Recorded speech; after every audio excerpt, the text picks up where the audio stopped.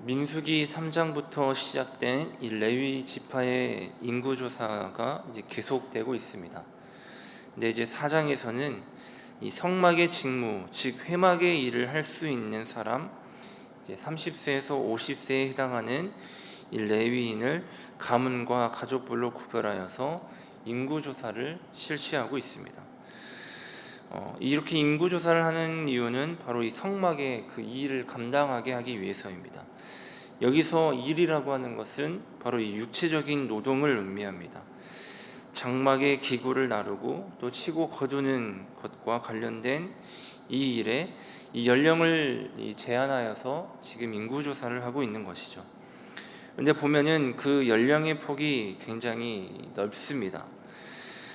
전쟁에는 20세 이상으로 한정하고 있지만 이 일에 대해서는 30세에서 50세까지 제한하고 있습니다. 아마도 이 일은 그저 열정만을 가지고 할 수 있는 일이 아니라 좀 더 연륜이 필요하고 또 신중하고 능숙해야 하는 일이기 때문에 그렇지 않을까 생각이 됩니다. 오늘 본문을 보면은 이 인구 조사의 순서가 이 3장에서 이루어졌던 순서하고는 조금 차이가 있습니다.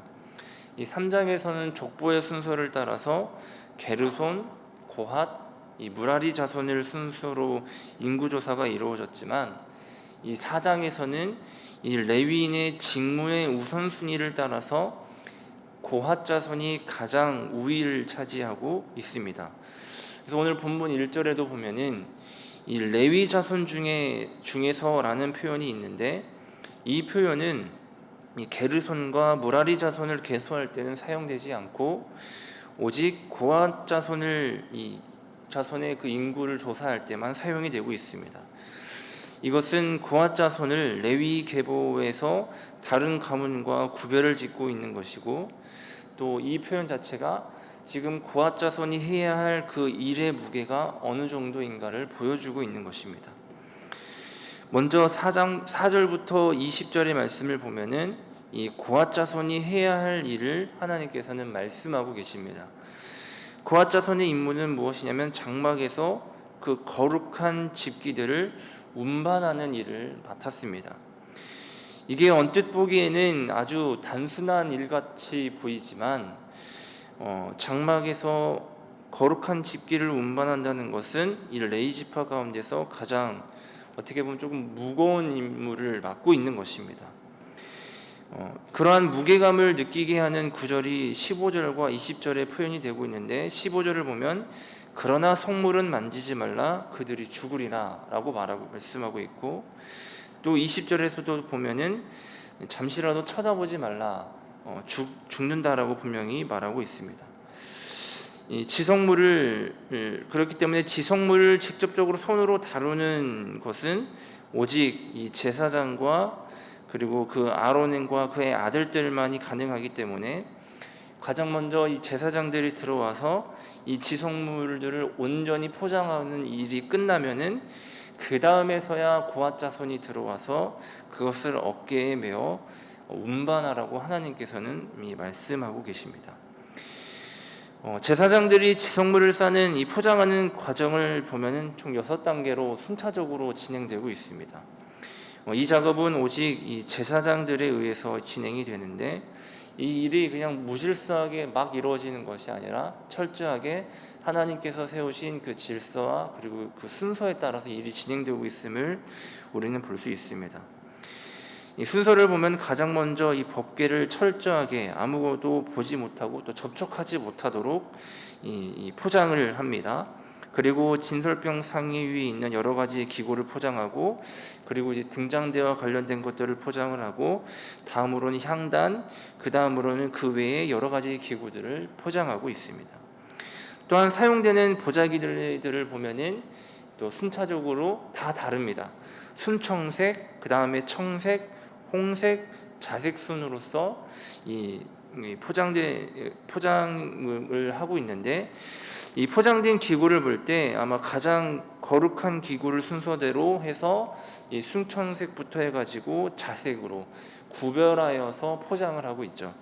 이렇게 구별하여서 포장하는 이유는 겉으로 봤었을 때 이것이 무엇인지를 알게 하고 또 하나님께서도 분명히 말씀하시지만 함부로 만지거나 접촉함으로써 죽는 일을 막기 위해서 이렇게 일이 진행되고 있는 것입니다. 그리고 14절을 보면은 마당에 있는 번제단의 경우에는 먼저 청소를 다 끝낸 후에야 이 포장을 하고 있죠. 그리고 번제단의 불회 같은 경우에는 꺼트려서는 안 되기 때문에 따로 분명히 관리하고 또 그 일을 맡은 사람이 있었음을 우리가 볼 수 있습니다. 물론 이제 또 말씀에는 기록되진 않았지만 이 물두멍 역시 아마 자색 보자기와 그리고 해달 가죽으로 덮어 이 고앗 자손이 운반했을 것으로 보입니다. 이렇게 제사장들이 먼저 이동할 준비를 철저하게 마치고 나면은 그때서야 고앗 자손이 이 포장된 이 속물들을 어깨에 메고 이동하게 되는 것이죠. 보면은 굉장히 꼼꼼하고 또 이 성물을 철저하게 포장하고 있는데 이렇게 하는 이유는 이 지성물을 안전하게 운반하기 위함도 있지만 말씀에도 보면은 그것이 누군가에게 함부로 접촉하여서 죽는 일을 막기 위해서 하나님은 이렇게 하라고 분명히 말씀하고 계시죠. 다음으로 게르손 자손의 인물을 보면은 성막의 각종 청막들과 휘장들 그리고 그 문을 운반하는 일을 맡고 있습니다. 그리고 마지막으로 무라리 자손을 보면은 직무상 특성으로 볼 때 가장 고되고 육체적인 노동에 집중되어 있는 일을 이 무라리 자손이 맡고 있습니다. 이들은 장막을 세우는 데 사용되는 여러 골조물과 기둥, 받침, 말뚝, 널판 등 이러한 것들을 관리하고 또 운반하는 책무를 맡았습니다. 그렇기 때문에 굉장히 노동력이 많이 필요로 한 일입니다. 그래서 인구 조사를 할 때 보면은 이 무라리 족속이 굉장히 숫자가 가장 많습니다. 이 3,200명이죠. 그리고 이 일에 필요한 수레를 이 4대나 할당되어서 이 일을 맡게 됩니다. 이처럼 우리가 고앗 자손부터 무라리 자손까지의 인물을 보면은 다 같은 회막의 일이라고 하는 이 공통점도 있지만 각각 맡은 일이 서로 다르다는 것을 우리는 발견할 수가 있습니다. 이 공통점이라고 한다면은 이 모두 제사장의 지시를 철저하게 받고 있죠. 각자 임무가 주어졌다고 해서 각자 알아서 하는 것이 아니라 이 제사장들의 지시를 받고 철저하게 정해진 규칙에 따라서 일이 진행되고 있다는 것입니다. 이처럼 그들은 제사장의 권위에 따라서 일을 지도받고 있는 것이죠. 오늘날은 권위가 사라지고 있는 시대라고들 말을 합니다. 물론 과도한 권위주의는 우리가 반드시 주의해야 할 필요는 있지만 무조건적으로 이 지도자들의 권위를 부정적으로 바라보는 것은 결코 이 공동체에는 결코 바람직하지 않다는 것입니다. 지도자의 지혜와 경륜과 그리고 그 이야기에 귀 기울임으로써 그 권위를 인정하고 또 그 질서에 맞게 움직일 수 있어야 되는 것입니다. 다른 점을 볼 때는 이 고앗 자손은 성막 중심에 있는 가장 거룩한 성물을 다루는 일이고 이 반면에 게르손과 무라리 자손은 회막 외부에 딸린 여러 기구들이나 이 장치들을 해체하고 운송하는 일입니다. 그렇기 때문에 이 노동력의 차이도 있고 또 일하는 방식에도 차이가 있겠죠. 그런데 이러한 차이만 있는 것이 아니라 가장 거룩한 회막인 내부에서 외부로 옮겨가듯이 이게 어느 정도의 거룩성의 상대성을 가지고 있다라는 것입니다. 우리가 이스라엘의 진영의 전체적인 그런 구조들을 봤었을 때도 이 반경에 따라서 거룩성의 상대성을 가지고 있습니다. 장막이 위치한 이 중앙이 가장 거룩하고 거기에 레위 지파와 제사장들이 장막에 인접하여서 감싸는 부분이 그 다음으로 거룩하고 12지파는 그 진영 일정한 거리를 유지하고 있기 때문에 이 지파 사이에 거룩성의 차이가 있지는 않습니다. 그런데 이제 오늘 본문에서 고앗 그리고 게르손 무라리 자손이 담당하는 일에도 이러한 상대성이 어느 정도 있지만 그 거룩성의 정도가 하나님의 호의와 그리고 가치를 의미하지는 않습니다. 또한 상대성이 이 일의 경중을 의미하지도 않습니다. 그러니까 무슨 말이냐면 이 고앗 자손의 임무는 굉장히 고귀하고 일차적인 노동이 가장 필요로 하는 게르손 자손이나 무라리 자손의 임무가 결코 가볍다는 것을 의미하는 것이 아니라는 것이죠. 다 똑같이 고귀하고 굉장히 중요한 일입니다. 모든 일이 다 능숙하게 이루어져야 되고 책임감을 가지고 신중하게 이루어져야 되는 일들이라는 것이죠. 만일 이 세 가지 이 일 가운데 어느 것 하나 제대로 이루어지지 않으면 성막이 이동할 수 없고 제대로 관리가 될 수 없는 것이죠. 그러니 각자의 일은 다르지만 하나로 이어진 팀이 되어서 하나님이 주신 그 일들이 질서 있게 하나가 되어서 일이 진행되어야 되는 것입니다. 물론 말씀을 보면은 오히려 거룩성이 높을수록 죽음과 연결되고 있음을 우리가 볼 수 있습니다. 고앗 자손은 자칫 방심하고 가볍게 여기고 행동하게 되면은 죽을 수 있죠. 그만큼 막중한 책임감과 신중함이 필요하다는 것입니다. 다른 일들도 마찬가지입니다. 그러니 우리가 교회 공동체 안에서 누구나 쉽게 맡을 수 없는 일을 만약에 내가 하게 된다면 그것이 우리의 자랑이 될 것이 아니라 그것이 나의 신앙의 무게감이 되어야 되고 책임감과 신중함이 되어서 하나님이 필요로 하시는 만큼 우리가 그 일을 순종할 수 있어야 되는 것입니다. 하나님께서 우리에게 일을 맡기실 때에는 우리의 가치를 보고 맡기시지 않습니다. 너는 이 일을 할 만한 가치가 있으니까 이 일을 하고 너는 이 정도밖에 되지 않기 때문에 이 정도의 일만 해라, 이런 식으로 하나님은 우리에게 일을 맡기지 않으신다는 것이죠. 하나님께서 우리에게 일을 맡기시는 것은 전적으로 그저 하나님의 선택에 따라서 부여되는 일들입니다.